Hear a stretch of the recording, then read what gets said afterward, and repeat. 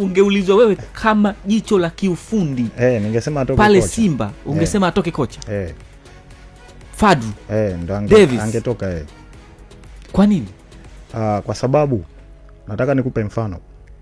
Hapa ofisini kwenu mupo watumishi wengi sana na yupo ambaye ana manage. Tumchukulie kama ni mkurugenzi, sivyo? Anajua namna ya kuwatumia wote nyinyi kwenye nafasi zenu kulingana na vipaji mlivyokuwa navyo. Pia mpira uko hivyo. Sasa ndio maana nchi zilizoendelea sasa hivi Europe kocha ni manager. Lakini sasa kocha kazi hapa Bongo makocha hawana nguvu kiasi hicho ambacho unazungumzia professionally. Sawa, hawana nguvu, lakini narudi kwenye taaluma. Una wachezaji wengi, let's say una wachezaji 25 kwenye squad yako.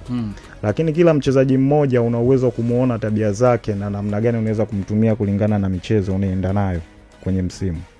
Hiko ndo kitu ambacho naamini mimi. Kwa hiyo ukiniambia siyo nani hafai, no.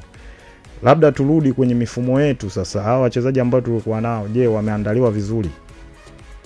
Mchezaji akishakuwa professional, anacheza ligi kuu, maana yake tunaamini huko nyuma alishaandaliwa vizuri. Kwa hiyo ana uwezo kutumika tu vizuri.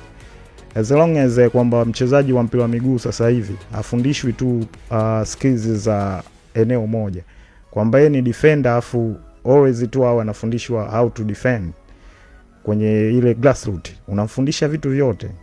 Atatoka eneo la chini kwa maana kwenye defensive zone, ataingia kwenye development zone kwenye midfielder namna gani unacheza, na kwenye attacking zone namna gani unacheza.